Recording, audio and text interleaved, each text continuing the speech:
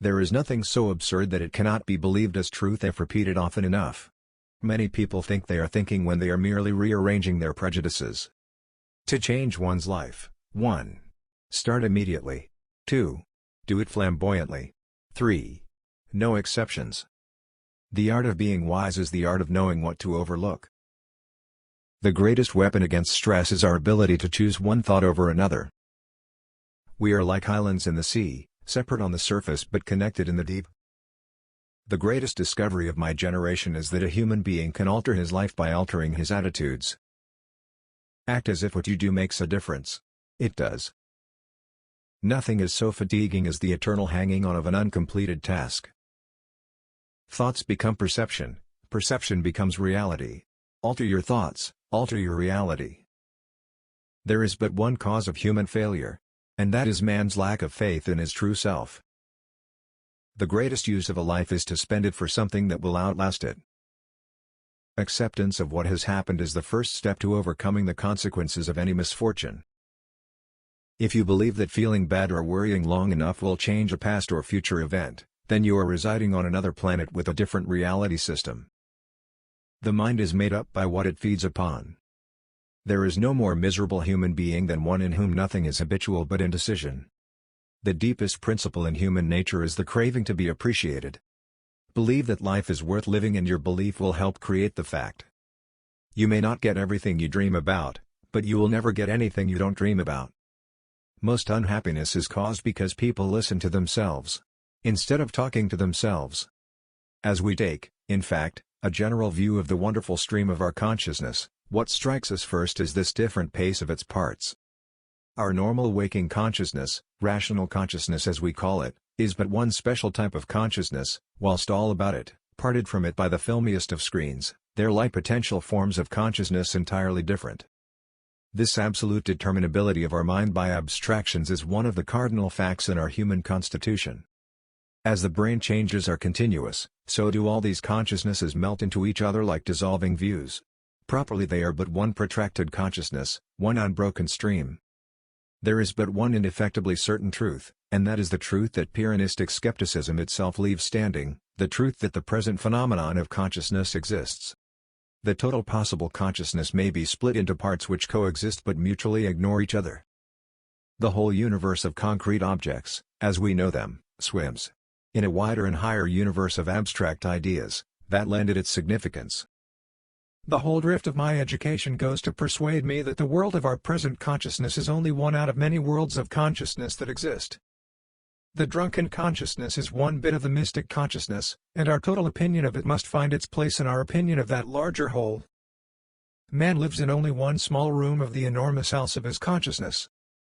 By being religious we establish ourselves in possession of ultimate reality at the only points at which reality is given us to guard.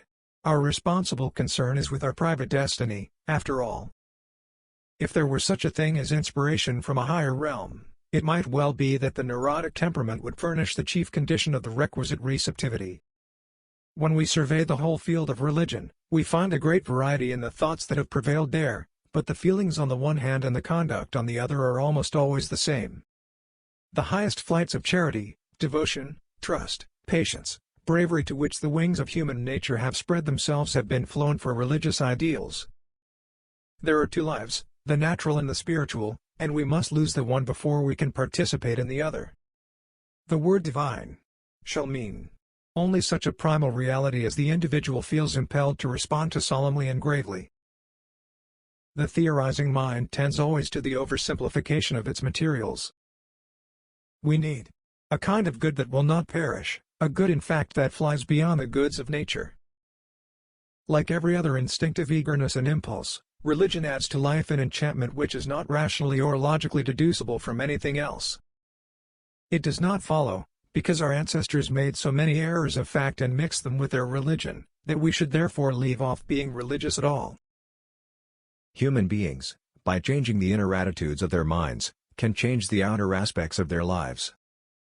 Successful men act as though they have accomplished or are enjoying something.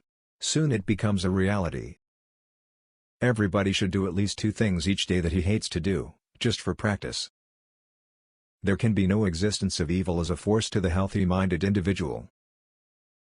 Men habitually use only a small part of the power which they actually possess. The world is all the richer for having a devil in it, so long as we keep our foot upon his neck. We are all ready to be savage in some cause. The difference between a good man and a bad one is the choice of the cause. Why should we think upon things that are lovely? Because thinking determines life. A winner's attitude, it may be difficult, but it's possible.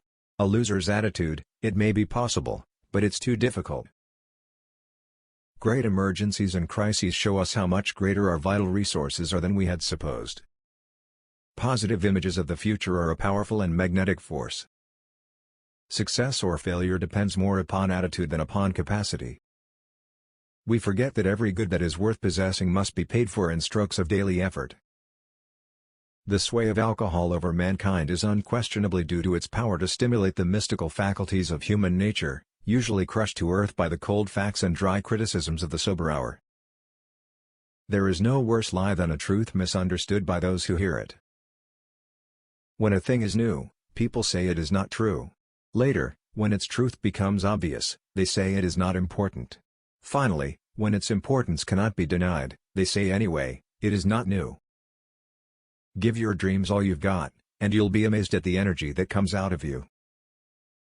The soul is stronger than its surroundings. The minute a man ceases to grow, no matter what his years, that minute he begins to be old. Act, look, feel successful, conduct yourself accordingly and you will be amazed at the positive results. Be not afraid of life. Believe that life is worth living, and your belief will help create the fact. All natural goods perish. Riches take wings, fame is a breath, love is a cheat, youth and health and pleasure vanish. How to gain, how to keep, how to recover happiness, is in fact for most men at all times the secret motive of all they do, and of all they are willing to endure. We need only in cold blood act as if the thing in question were real, and keep acting as if it were real, and it will infallibly end by growing into such a connection with our life that it will become real. It is a common habit to blame life upon the environment. Environment modifies life but does not govern life. Never suffer an exception to occur till the new habit is securely rooted in your life. Our errors are surely not such awfully solemn things. In a world where we are so certain to incur them in spite of all our caution, a certain lightness of heart seems healthier than this excessive nervousness on their behalf. Tell them to live by yes and no, yes to everything good, no to everything bad. We have grown literally afraid to be poor. This life is worth living, we can say, since it is what we make it.